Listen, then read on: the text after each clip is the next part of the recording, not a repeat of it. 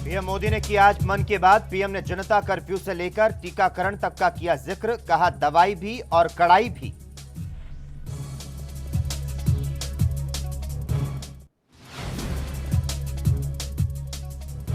वसूली के आरोपों पर महाराष्ट्र के गृह मंत्री अनिल देशमुख को अपनों ने घेरा। देशमुख ने कहा सीएम से की थी जांच की मांग।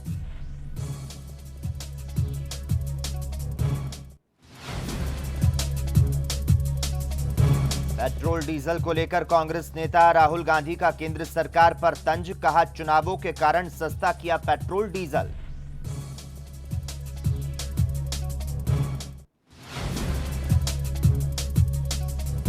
देश में कोरोना का कहर लगातार जारी। पिछले 24 घंटे में सामने आए 62,714 नए मामले। मौत के आंकड़ों ने बढ़ाई चिंता।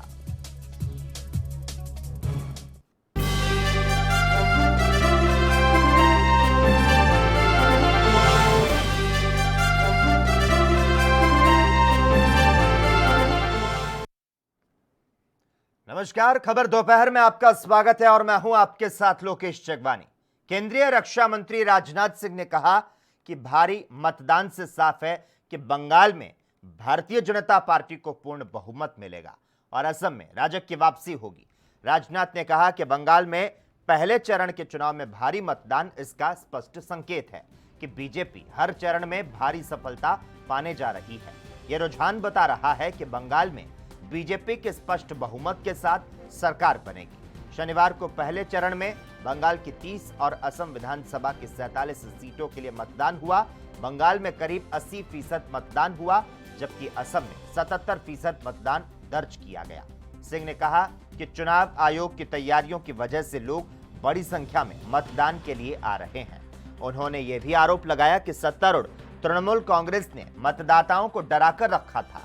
रक्षा मंत्री ने कहा कि केरल में भी भारतीय जनता पार्टी के मतदान प्रतिशत और सीटों में वृद्धि होगी।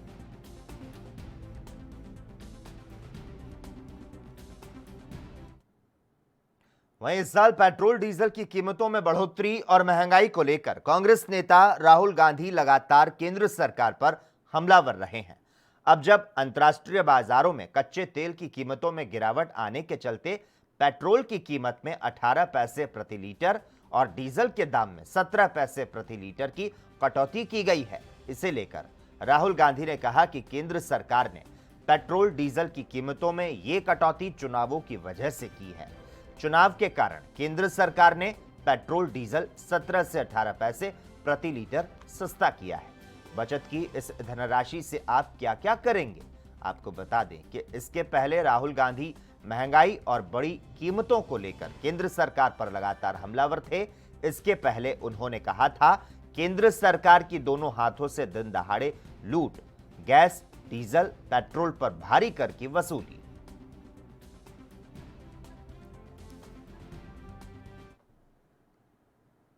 महाराष्ट्र के गृह मंत्री अनिल देशमुख के खिलाफ वसूली के आरोपों की जांच होगी। राज्य के मुख्यमंत्री उद्धव ठाकरे ने इस मामले में जांच कराने का फैसला किया है। खुद अनिल देशमुख ने ही रविवार को इसकी जानकारी दी कि मुख्यमंत्री ने मुंबई के पूर्व पुलिस कमिश्नर परमवीर सिंह के आरोपों की जांच का फैसला किया है।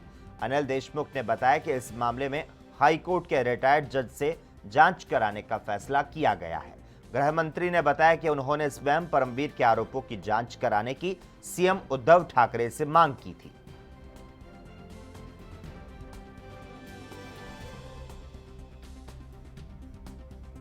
वसूली के आरोप में कहीं ना कहीं अनिल देशमुख घिरते हुए नजर आ रहे हैं। और साथ ही आपको बता दें, महाराष्ट्र के गृह मंत्री अनिल देशमुख के खिलाफ वसूली के आरोपों की अब जांच होगी। राज्य के मुख्यमंत्री उद्धव ठाकरे ने इस मामले में जांच कराने का फैसला किया है। कांग्रेस ने रविवार को आगामी पुडुचेरी विधानसभा चुनाव के लिए अपना घोषणा पत्र जारी कर दिया है। आपको बता दें, यहां 6 अप्रैल को 30 सीटों के लिए वोट डाले जाएंगे। इसके पहले शनिवार को वित्त मंत्री निर्मला सीतारमण, केंद्रीय मंत्री अर्जुन राम मेघवाल और गिरिराज सिंह ने शुक्रवार को पुडुचेरी में आगामी विधानसभा चुनाव के लिए बीजेपी का घोषणा पत्र जारी किया था। पुडुचेरी विधानसभा में कुल 33 सीटें हैं, जिनमें से 3 मनोनीत है और बाकी पर सीधे चुनाव होता है। 30 में से 5 सीटें अनुसूचित जाति के उम्मीदवारों के लिए आरक्षित है। आपको बता दें, पुडुचेरी एक केंद्र शासित प्रदेश है जिसकी एक विधानसभा है। इस केंद्र शासित प्रदेश में एक चुना हुआ मुख्यमंत्री और एक मनोनीत उपराज्यपाल होता है। बीते 22 फरवरी तक वी नारायणसामी पुडुचेरी के 10वें मुख्यमंत्री थे, जिन्हें फ्लोर टेस्ट से पहले इस्तीफा देना पड़ा था।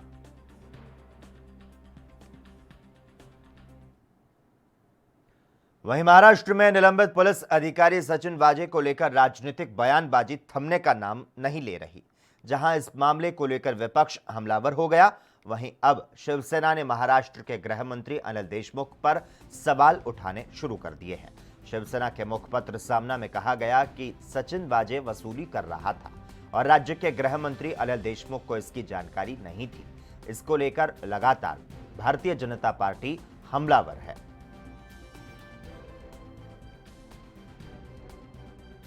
आज के सामना अखबार में जिसकी संपादिका स्वयं माननीय मुख्यमंत्री जी की अर्धांगिनी रश्मि ठाकरे जी है, वे स्वीकार कर रहे हैं वाजे मामले में वसूली सरकार की इज्जत की धज्जियां उड़ चुकी है और इस समय कोई भी मंत्री बचाव के लिए सामने नहीं आया। यह कहते हुए वे इस बात को स्वीकार कर रहे हैं कि तीनों दलों में आपसी मनमुटाव और संघर्ष है। साथ साथ में वे अनिल देशमुख जी गृह मंत्री की ईमानदारी पर सवाल उठा रहे हैं। शिवसेना का एक ओर वाजे मामले को लेकर के अनिल देशमुख जी की ईमानदारी पर सवाल उठाना और दूसरी ओर उन्हीं के मुख्यमंत्री है, उनका अधिकार है उनका इस्तीफा लेना, पर वो इस्तीफा नहीं ले रहे हैं। ये तो गिरगिट की तरह दोनों तरफ से रंग बदल रहे हैं, ढोल दोनों तरफ से बजा रहे हैं। उधर आरजेडी प्रवक्ता मनोज झा ने कोरोना से लेकर चुनाव तक के कई मुद्दों पर अपनी प्रतिक्रिया दी है। क्या कुछ कहा उन्होंने, आपको सुनाते हैं। माननीय चुनाव आयोग, जो मैंने पहले कहा था कि चुनाव आयोग के समक्ष एक बड़ी चुनौती है अपनी विश्वसनीयता को साबित करने की। चुनाव आयोग के पास सारे संदर्भ हैं, सारे स्पीचेज हैं, सारे सिंबल्स हैं, उसके नज़रिए से वो फैसला जो हमारा एक तरह से प्राइड था, आज उसके रास्ते बदले जा रहे हैं। मुझे चिंता है कर्मचारियों की, मुझे चिंता है कि बहुत सारे मुल्क का अपना नेशनल करियर है, अब हमारा कोई नेशनल करियर नहीं होगा। डिसइन्वेस्टमेंट में के अलावा क्या और विकल्प हो सकते थे, मैं समझता हूँ, मैं तो उस पद पे हूँ नहीं, लेकिन इतना ज़रूर देख रहा हूँ कि सरकार की एक नीति तय हो चुकी है, एक नियत बिल्कुल साफ दिख रहा है कि अब इन्हें कोई दिलचस्पी नहीं है सरकार को सरकार बनाए रखने में। ये एक तरह से बाजार के समक्ष आत्मसमर्पण का क्षण है और अगर ये आत्मनिर्भरता का नया मॉडल है, ईश्वर बचाए। वैक्सीनेशन से पहले ही अब आप देखिए, अभी बंगाल चुनाव हो रहा है, असम में हो रहा है, कितने पॉलिटिकल लीडर्स संदेश दे रहे हैं, केंद्र के हों बड़े बड़े नेता, क्या संदेश दे रहे हैं? एहतियात छोड़े जा रहे हैं। तो वैक्सीनेशन एक तरफ, लोगों ने एहतियात छोड़ना शुरू किया। कई लोग कहते हैं फलाने राज्य का मामला है, चिलाने राज्य का मामला है। साहब, कोरोना को वीज़ा नहीं चाहिए, उसको परमिट नहीं चाहिए एक ज़िले से दूसरे ज़िले, एक राज्य से दूसरे राज्य।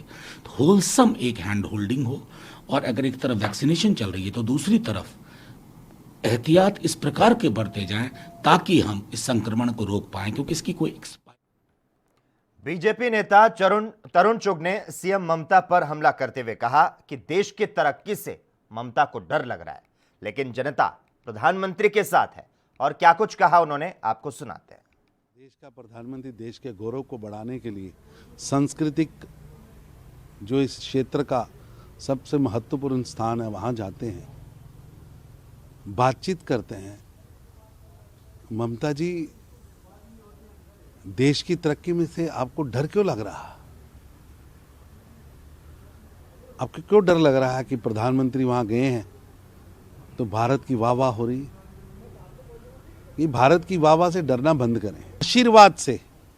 और ममता जी भी इसीलिए घबराई हैं कि जनता का मन, जनता का आशीर्वाद नरेंद्र मोदी के साथ है, क्योंकि वो गरीबों के लिए लड़ाई लड़ रहा है, गरीबों की समाप्ति के लिए वो काम कर रहे हैं।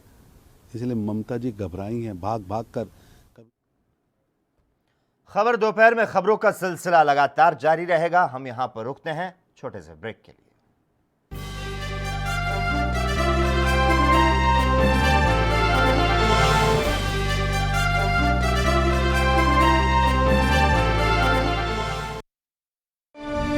16 ਲੱਖ ਤੋਂ ਵੱਧ ਯੁਵਾਵਾਂ ਨੂੰ ਰੋਜ਼ਗਾਰ ਅਤੇ ਕਾਰੋਬਾਰ ਪ੍ਰਾਪਤ ਕਰਨ ਵਿੱਚ ਕੀਤੀ ਸਹਾਇਤਾ। 58,000 ਨੂੰ ਮਿਲੀਆਂ ਸਰਕਾਰੀ ਨੌਕਰੀਆਂ। 4 ਵਰਿਆਂ ਤੋਂ ਹੋਰ ਨੌਜਵਾਨਾਂ ਨੂੰ ਬੇਰੁਜ਼ਗਾਰੀ ਤੋਂ ਕੱਢਣ ਲਈ ਵਚਨਬੱਧ ਹੈ ਪੰਜਾਬ ਸਰਕਾਰ।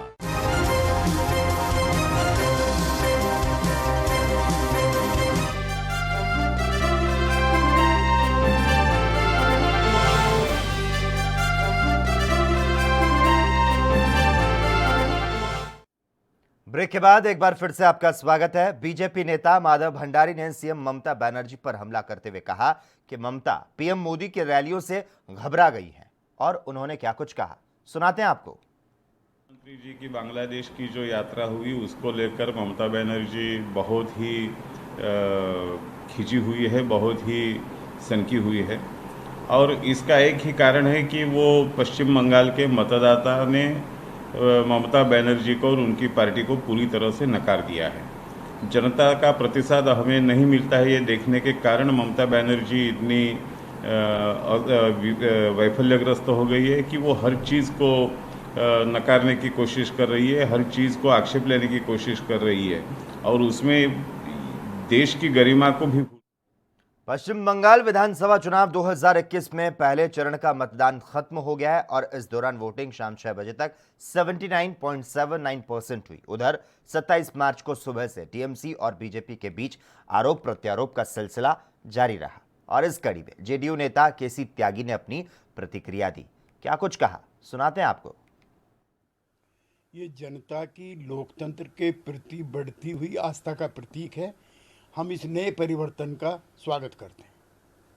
भी चुनाव आयोग से शिकायत करती रही कि पोलिंग एजेंट के जरिए जो है चुनाव में हेरफेर किया जा रहा है, जबकि ममता जी ने आरोप लगाया कि ईवीएम से टेम्परिंग हो रही है और बीजेपी चुनाव में धांधली कर रही है।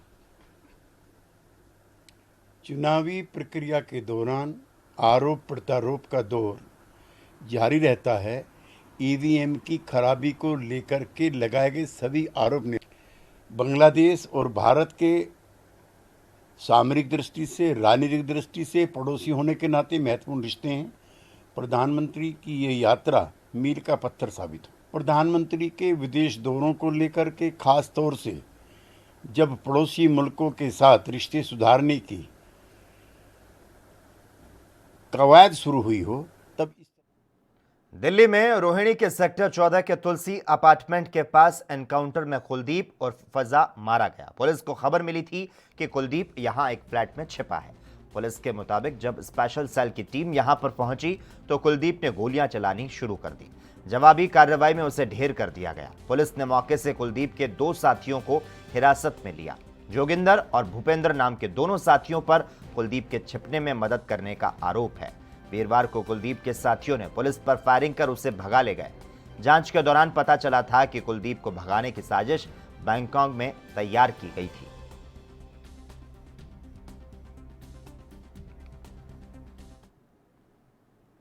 वहीं पश्चिम बंगाल में एनआईए ने टीएमसी नेता छत्रधर महतो को गिरफ्तार किया।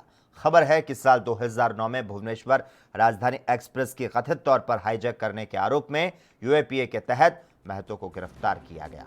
रविवार को ही उन्हें अदालत के समक्ष पेश किया जाएगा। खबर है कि एनआईए ने महतो को देर रात 3 बजे लालगढ़ में स्थित उनके घर से गिरफ्तार किया। बता दें, छत्रधर महतो को मुख्यमंत्री ममता बनर्जी का बेहद करीबी माना जाता है। हाल ही में चुनावी रैलियों के दौरान उन्हें ममता बनर्जी के साथ भी देखा गया था। मालूम हो कि इसके पहले भी महतो को एनआईए ने गिरफ्तार किया था, लेकिन छत्रधर महतो बीते साल माओवाद का रास्ता छोड़कर टीएमसी में शामिल हुए थे।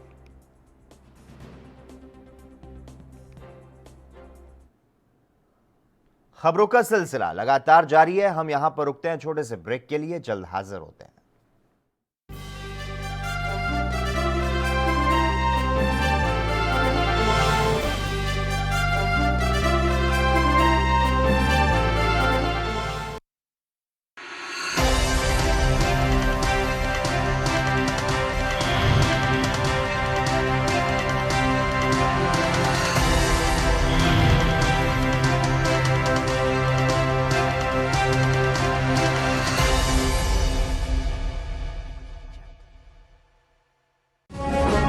5,64,000 ਕਿਸਾਨਾਂ ਨੂੰ 4,624 ਕਰੋੜ ਰੁਪਏ ਦੀ ਕਰਜ਼ਾ ਰਾਹਤ ਦਿੱਤੀ ਗਈ। 4 ਵਰਿਆਂ ਤੋਂ ਕਿਸਾਨਾਂ ਨਾਲ ਕੀਤੇ ਵਾਅਦੇ ਨਿਭਾ ਰਹੀ ਕੈਪਟਨ ਦੀ ਅਗਵਾਈ ਵਾਲੀ ਪੰਜਾਬ ਸਰਕਾਰ।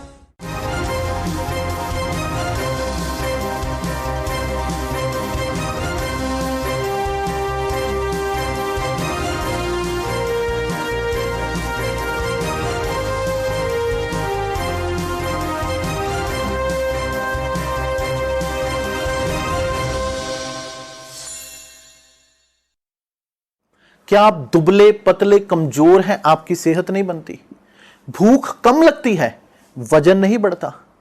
दरअसल मेन बात खाना पीना खाना नहीं है, मेन बात है खाया पिया लगना। और अगर खाया पिया लगेगा ही नहीं तो सेहत बनेगी कैसे? इसलिए हमारी संस्था सन्यासी आयुर्वेदा ने एक ऐसी दवा बनाई है जो कि आपके पाचन तंत्र को, आपके लीवर सिस्टम को ठीक करने का काम करती है, ताकि आप जो भी खाएं उसका पूरे का पूरा निचोड़ आपके शरीर को लगे, आपकी भूख बढ़े, खाया पिया सही से लगे, नया खून बने, हड्डियों में जान आए, वजन बढ़े, ताकत बढ़े, चेहरे पर नूर आए और आप मोटे तगड़े खूबसूरत पर्सनैलिटी के मालिक बन जाएं। यह दवा पूरी तरह से आयुर्वेदिक होती है।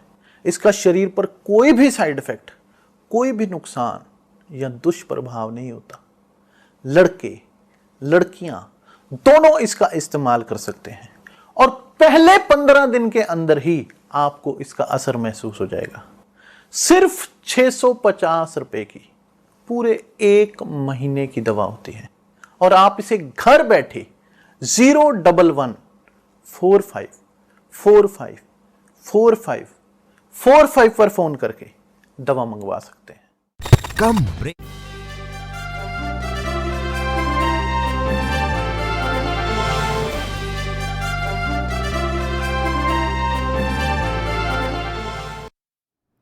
ब्रेक के बाद एक बार फिर से आपका स्वागत है।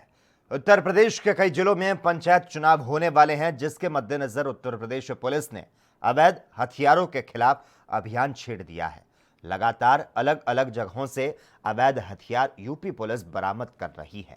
इसके पहले मेरठ में एक अवैध हथियार फैक्ट्री का भंडाफोड़ किया गया था, तो अब ललितपुर पुलिस को इस मामले में कामयाबी मिली है। पुलिस ने एक कुख्यात अपराधी के साथ कई हथियार बरामद किए हैं। माना जा रहा है कि अपराधी की गिरफ्तारी से इलाके में अवैध हथियारों की खरीद फरोख्त में कमी आएगी। देखिए, जैसा आपको पता है कि आगामी जो हमारे त्रिस्तरीय चुनाव आने वाले हैं, उस क्रम में हम लोग लगातार अभियान चला के अवैध शस्त्रों के ऊपर कार्रवाई कर रहे थे। उसी क्रम में थाना बार और जो हमारी एसओजी टीम को एक बहुत बड़ी सफलता प्राप्त हुई है। एक अपराधी किस्म का व्यक्ति, बहुत ही ध्यान टाइप का व्यक्ति है, बब्बू राजा बुंदेला और पुत्र सोबरन सिंह, रहने वाला सेमला डांग थाना बार क्षेत्र का है। ये लास्ट ईयर दिसंबर में जिला बदल भी हुआ था 6 महीने के लिए, और जिला बदल की कंडीशन को भी वायलेट कर रहा था और जिले में रह के अवैध शस्त्रों के काम में लिप्त था। मैं बता दूं, ये पहले भी कई बार मुकदमे में जेल जा चुका है, अवैध शस्त्र के मामले में भी जा चुका है, शराब के मामले में भी जा चुका है, चोरी के मामले में भी जा चुका है। इसके ऊपर आज से पहले लगभग 33 मुकदमे दर्ज थे, अब टोटल 35 मुकदमे हो गए हैं। ये बहुत ही शातिर किस्म का अपराधी था। जो इसके पास से बरामदगी हुई है, जो फैक्ट्री जो अवैध शस्त्रों की बनाता था, तो इसमें हमारे पास 9 जो है टोटल बने हुए शस्त्र, जिसमें एक बंदूक देसी 12 बोर की है, 6 तमंचा 315 बोर के, 2 देसी तमंचा 12 बोर के हैं। ये पूरी तरीके से बने निर्मित थे। 9 जो है टोटल, 5 जो ऐसे हैं जो अर्धनिर्मित बन चुके थे, और लगभग 18 नाल प्राप्त हुई हैं, और तथा बनाने के जो उपकरण है वो भी मिले हैं। तो मुझे लगता है इसके पकड़े जाने से जनपद में जो अवैध शस्त्रों का एक जो पूरा हिसाब चल रहा था वो बंद होगा, और हमारे जो चुनाव होंगे बहुत अच्छे से होंगे। 9 अप्रैल से शुरू होने वाले आईपीएल सीजन 14 से पहले भारतीय क्रिकेट कंट्रोल बोर्ड ने बड़ा बदलाव किया है। आपको बता दें, बीसीसीआई ने सॉफ्ट सिग्नल के नियम को हटाने का फैसला किया है। इसके तहत मैदानी अंपायर अब किसी भी फैसले के लिए थर्ड अंपायर के पास जाने से पहले कोई सॉफ्ट सिग्नल नहीं दे पाएंगे। थर्ड अंपायर रिप्ले देखकर ही खुद से निर्णय ले सकेगा। गौरतलब है कि कप्तान विराट कोहली ने बीते दिनों इस नियम को हटाने की मांग की थी। नए नियमों के मुताबिक थर्ड अंपायर अब ऑन फील्ड अंपायर के नो बॉल और शॉर्ट रन के फैसले को बदल सकेगा। इसके अलावा मैच की समय सीमा पर भी नियम जारी करते हुए 90 मिनट में 20 ओवर पूरे करने पर सहमति बनी है।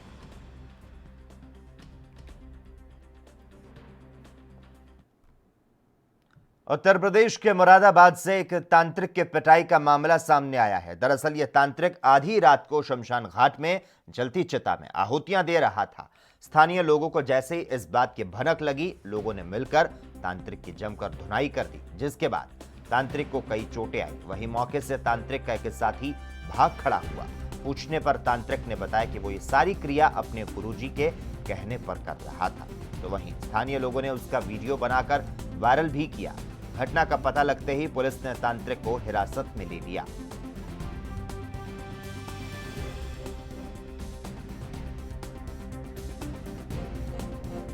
पूजा की मेरे गुरुजी ने कही थी योगी त्रिलोकीनाथ ने। बताएं अपने मुंह से बताएं।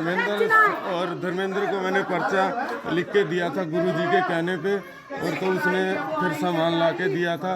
और उस टाइम पे सतपाल भी उधर ही था, मंदिर में ही था, शमशान में ही था। और गुरुजी ने मेरे को पर्चा दिया था कि बेटा ये सामान उतार के और उसको धर्मेंद्र को दे दे, और फिर उसने सामान ला के दिया था। फिर उसके बाद में रात को फिर 11 बजे मैं तो लेट गया था, और तो गुरुजी बोले बेटा पूजा करनी है। मैं ठीक है जी, पूरी कहानी बताओ। पूजा करनी है। बोले ठीक है। मैं कहाँ करोगे पूजा? बोले इस पे हवन लगाएंगे। तो मैं भी चला गया। किस पे लगाया हवन? चिता पे लगाया, जलती हुई पे। उन्होंने क्या क्या चढ़ाया सब? क्या क्या चढ़ाया? लौंग, बतासे, घी, जायफल, काफी सारी चीजें चढ़ाई थी। और मुर्गी? हाँ। भिंड के रौन थाना क्षेत्र में एक दोस्त ने अपनी दोस्त की पत्नी को अवैध कट्टे से गोली मार दी और पूरा मामला प्रेम प्रसंग का बताया जा रहा है। आरोपी दीपक गुप्ता और पति रोमी दोस्त हैं। रोमी अपनी पत्नी और दीपक के साथ महाराष्ट्र में मजदूरी करता है। महाराष्ट्र में लॉकडाउन लगने के बाद रोमी अपनी पत्नी और दोस्त दीपक के साथ अपने घर 2-3 दिन पहले आ गया था और घर पर ही आरोपी ने दोस्त की पत्नी को गोली मार दी, जिससे महिला घायल हो गई। उसको अस्पताल ले जाया गया। फिलहाल आरोपी को गिरफ्तार कर लिया गया है।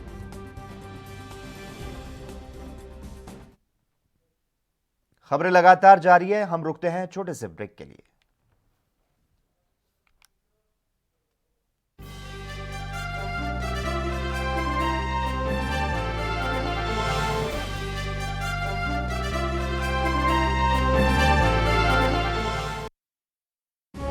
चौदह लाख ट्यूबवੈਲਾਂ ਨੂੰ ਪੰਜਾਬ ਭਰ ਚ ਮਿਲ ਰਹੀ ਹੈ ਮੁਫਤ ਬਿਜਲੀ। ਅਨੁਸੂਚਿਤ ਜਾਤੀਆਂ, ਗਰੀਬੀ ਰੇਖਾ ਤੋਂ ਹੇਠਾਂ ਦੇ ਪਰਿਵਾਰਾਂ ਨੂੰ ਬਿਜਲੀ ਦੇ 200 ਯੂਨਿਟ ਦਿੱਤੇ ਜਾ ਰਹੇ ਨੇ ਮੁਫਤ। 4 ਵਰਿਆਂ ਤੋਂ ਮੁਫਤ ਬਿਜਲੀ ਦੇ ਰਹੀ ਪੰਜਾਬ ਸਰਕਾਰ।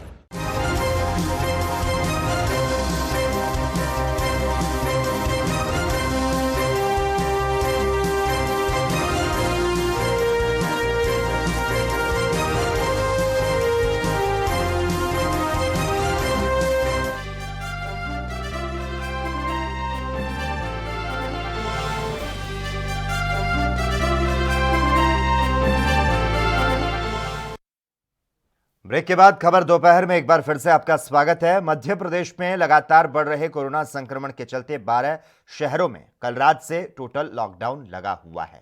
इंदौर, भोपाल, ग्वालियर, जबलपुर, बैतूल, छिंदवाड़ा, खरगोन, रतलाम, विदिशा, उज्जैन, नरसिंहपुर और सौंसर को लॉकडाउन किया गया है। आज रात होलिका दहन और कल रंगोत्सव को लेकर भी विशेष दिशा निर्देश दिए गए हैं। इंदौर और भोपाल जैसे बड़े शहरों में होलिका दहन में केवल 20 लोगों को शामिल होने की अनुमति दी गई है। इसके साथ ही परिवार के साथ ही होली खेलने का आग्रह किया जा रहा है।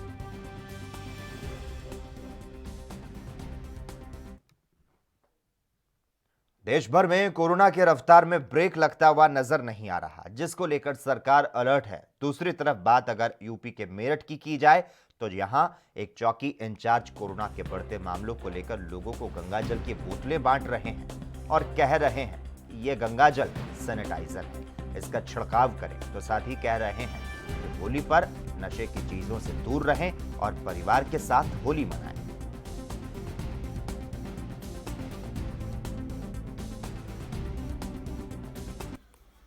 अब मैं ये चाहता हूँ, जैसे होली का त्योहार हमारा विकृत हो गया है।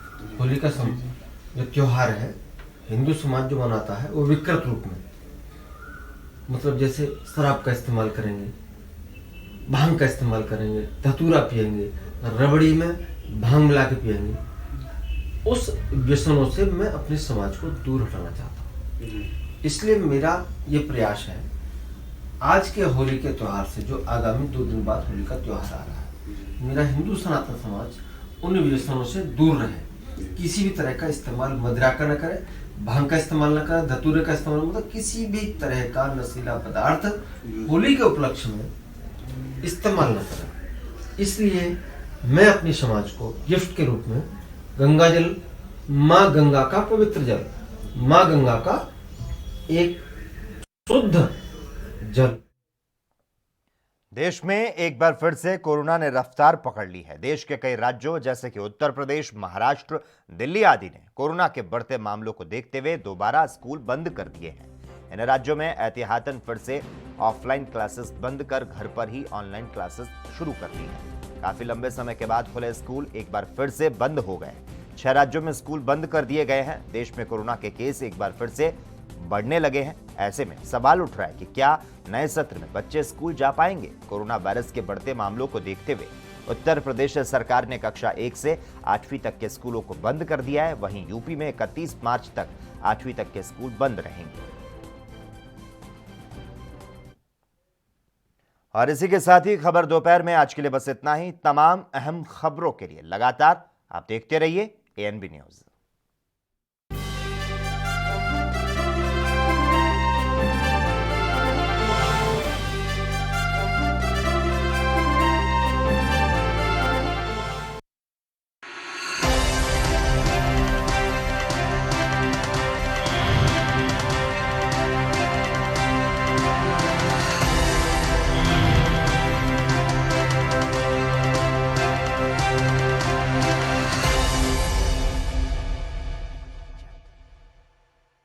दस 10,836 ਕਿਲੋ ਮਿਲਾਵਟੀ ਖਾਣ ਵਾਲੀਆਂ ਚੀਜ਼ਾਂ ਨੂੰ ਨਸ਼ਟ ਕੀਤਾ। 2.5 ਲੱਖ ਹੈਕਟਰ ਜ਼ਮੀਨ ਆਰਗੈਨਿਕ ਖੇਤੀਬਾੜੀ 'ਚ ਤਬਦੀਲ ਕੀਤੀ। 77 ਲੱਖ ਬੂਟੇ ਪੰਜਾਬ ਭਰ 'ਚ ਲਗਾਏ। 4 ਵਰਿਆਂ ਤੋਂ ਤੰਦਰੁਸਤੀ ਦਾ ਖਿਆਲ ਰੱਖ ਰਹੀ ਹੈ ਪੰਜਾਬ ਸਰਕਾਰ।